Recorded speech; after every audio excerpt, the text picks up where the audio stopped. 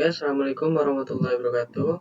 Saya Muhammad Hafiz Altaf, Prodi Informatika dengan NPM 250201076. Kali ini saya akan membuat video remedi materi basis data pertemuan 9, 10, dan 11.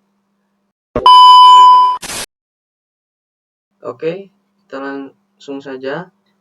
Di sini saya sudah membuat database dengan nama perpustakaan umum dan ada 3 tabel di sini. Anggota, buku, dan peminjaman. Di setiap tabel sudah memiliki datanya masing-masing.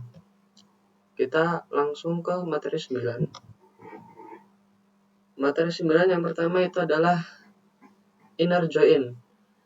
Inner join itu adalah menggabungkan 2 atau lebih tabel yang memiliki hubungan sesama. Saya sudah menyalin beberapa query agar mensingkat waktu. Di sini kita akan pertama melakukan inner join. Nah, di sini muncul dia menggabungkan 2 atau lebih data yang berpasangan. Contohnya seperti ini, nama, judul, tanggal peminjaman. Jadi menggabungkan 2 data atau lebih yang saling berpasangan, memiliki pasangan.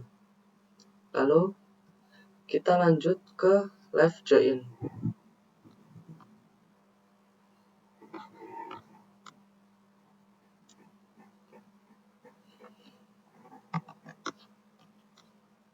Oke, kita langsung ke di sini. Nah, apa itu left join? Sedangkan ada inner join dan left join. Left join itu menampilkan seluruh data di tabel kiri. Jika tidak ada pasangannya, maka tabel kanannya itu dituliskan angka 0 atau nihil. Jadi seperti ini. Ahmad jadi peminjamannya 1, Ahmad peminjamannya 2, Budi 3, Citra tidak meminjam. Jadi dia tidak muncul. Lalu kita ke yang selanjutnya. Seperti biasa, saya sudah menyalin agar mempersingkat waktu. Count. Oke, kita langsung dulu. Nah, count itu menghitung jumlah tabel dalam baris. Jadi, dia menghitung jumlah data yang di dalam baris itu. Nah, total peminjamannya 3. Jadi, dia menghitung beberapa pinjamannya ada 3. Jadi, di sini muncul 3 seperti itu. Lalu kita lanjut ke materi yang selanjutnya. Saya akan menyalin dulu. Nah, selanjutnya ada sum.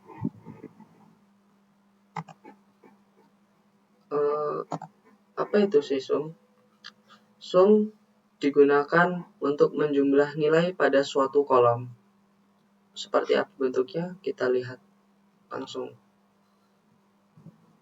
Nah, total buku dipinjam itu ada 4. Dia menjumlahkan ini select sum jumlah as total buku pinjam. Dia memanggil sum langsung menjumlahkan. Dia manggilnya total buku pinjam. Nah, total buku pinjam dari pinjaman itu ada 4. Jadi munculnya seperti itu. Lalu kita lanjut ke materi yang selanjutnya. Setelah sum, kita akan melanjutkan ke average atau nilai rata-rata. Seperti apa bentuk hasilnya? Kita lihat. Nah, jadi average ini nilai rata-rata dari pinjaman, yaitu 1, 0.3333. Nah, seperti itu teman-teman. Jadi beberapa itu tidak jauh beda query-nya, akan tetapi fungsi dan ininya cukup berbeda. Kita lanjut ke yang selanjutnya. Setelah kita FEG atau average, kita akan ke group by. Nah, saya akan menyalin sebentar.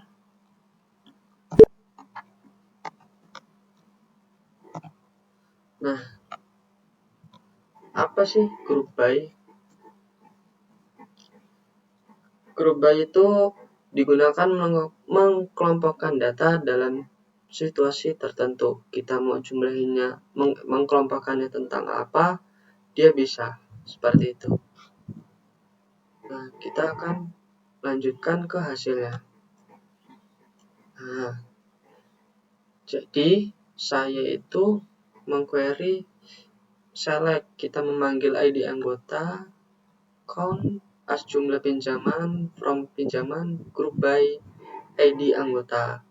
Jadi kita mengkelompokkan ID anggota dan jumlah pinjaman.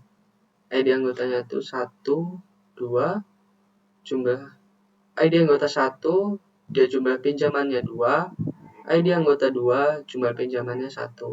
Jadi dia mengkelompokkan sebuah data seperti itu. Lalu kita ke materi yang selanjutnya. Setelah kita belajar group by, kita akan mempelajari saudara satunya, yaitu having.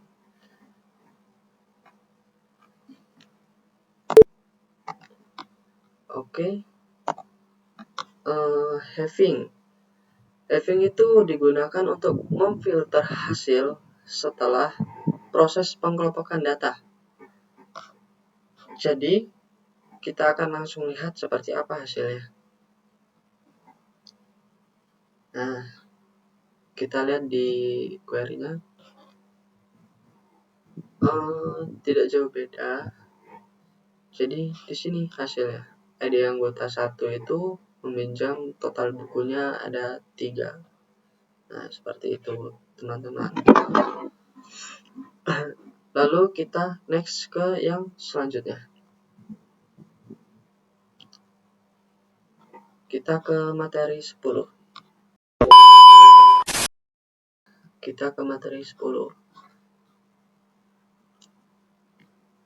Saya akan menyalin query-nya terlebih dahulu agar mempersingkat waktu. Oke, di sini. Kita akan membuat tabel view. Tabel view itu digunakan agar kita mempermudah untuk melihat apa saja yang ingin kita lihat di dalam satu view menggunakan query. Oke, create view sudah terjadi. Wait.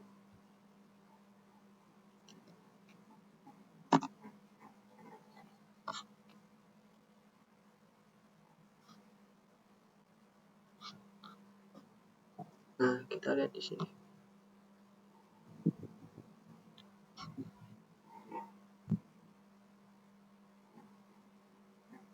View.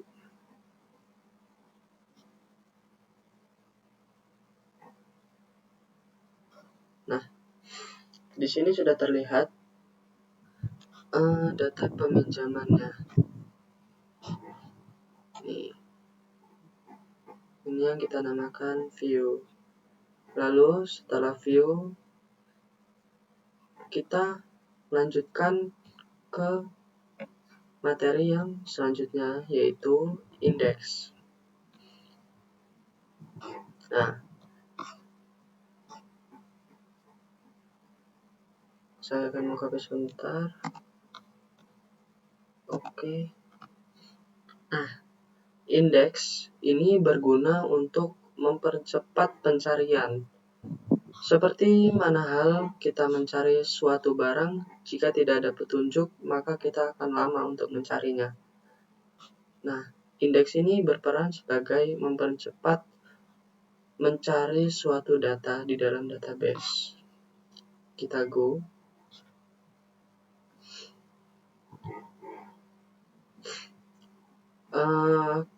Nah, di sini create index IDX nama. Kita membuat indeks on di anggota nama. Jadi seperti itu teman-teman. Ini untuk mencari kita di ke anggota, dan karena ini cuma 3, indeks itu tidak terlalu berpengaruh. Jika datanya banyak seperti ribuan, maka indeks sangat amat berpengaruh bagi database.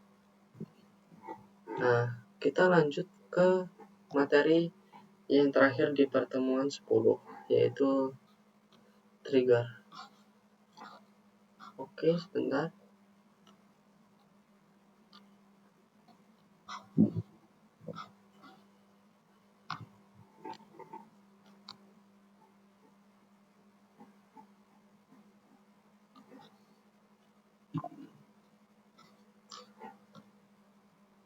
Dan materi terakhir ini yaitu trigger. Nah, trigger ini sistem program otomatis jika kita mencari insert atau yang lainnya. Dan kita akan langsung saja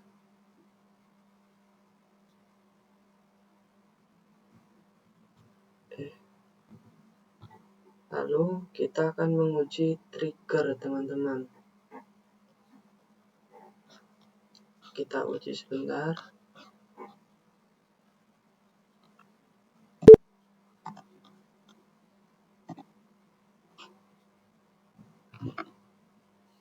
Nah, insert into peminjaman. Di anggota tinggal pilih value sini. Jumlah buku harus lebih dari 0. Maka jika di sini merah, yaitu menandakan trigger ini berhasil, teman-teman. Oke, mungkin ini pertemuan terakhir di pertemuan 10. Lalu kita akan lanjut ke pertemuan 11. Oke, kita lanjut ke pertemuan 11. Pertemuan 11 di sini materi pertama yaitu rollback.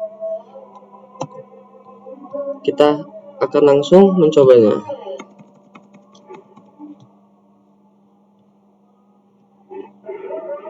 Nah, di sini tulisannya berhasil, akan tetapi rollback itu membatalkan semua yang ingin kita lakukan, maupun insert ataupun yang lain. Jadi yang seharusnya kita menambahkan, tapi kita pasang rollback di situ, tidak akan nambah sama sekali. Seperti itu. Lalu kita ke yang selanjutnya, yaitu commit. Oke.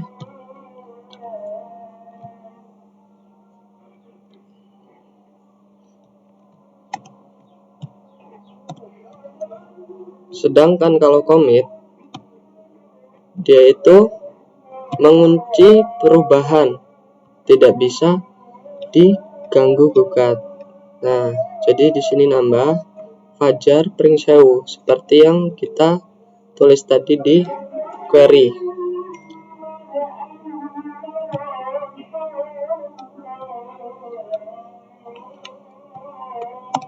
Nah, tadi kita menulis Fajar Pringsewu dan nomor HP. Nah, kita di tabel anggota. Nah, di sini sudah terlihat Fajar Pringsewu nomor HP-nya. Dan commit rollback itu saling berhubungan tapi beda. Dan selanjutnya kita akan ke materi deadlock.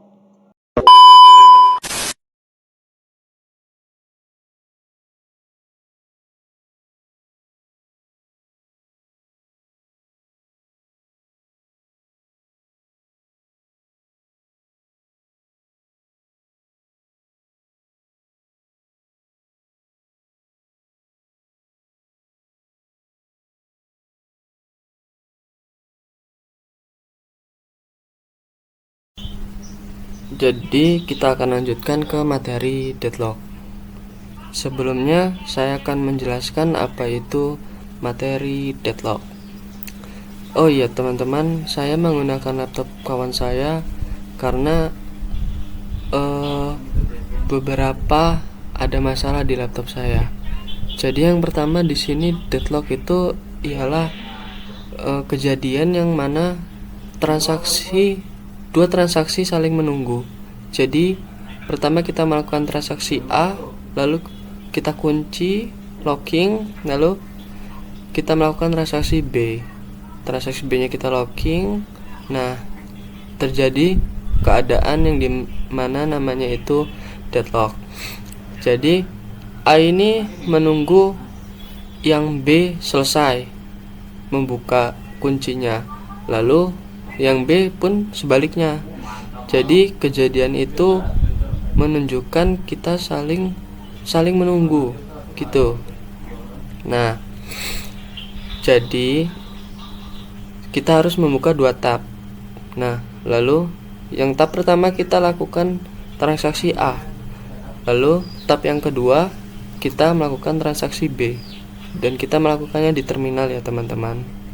Lalu kita memasukkan query di dalam tab pertama sebagai transaksi pertama. Lalu di tab kedua ini sebagai transaksi kedua. Nah, kita akan menunggu terlebih dahulu karena ini berproses.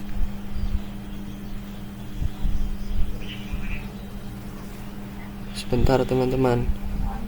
Nah, di sini muncul bagian error dan dimana berarti deadlock kita berhasil. Nah, kurang lebih penjelasan deadlock seperti itu.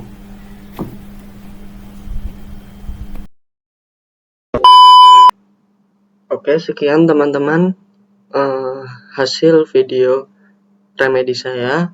Saya Muhammad Hafiz Altaf. Jika ada salah kata atau yang lain, saya minta maaf. Wassalamualaikum warahmatullahi wabarakatuh.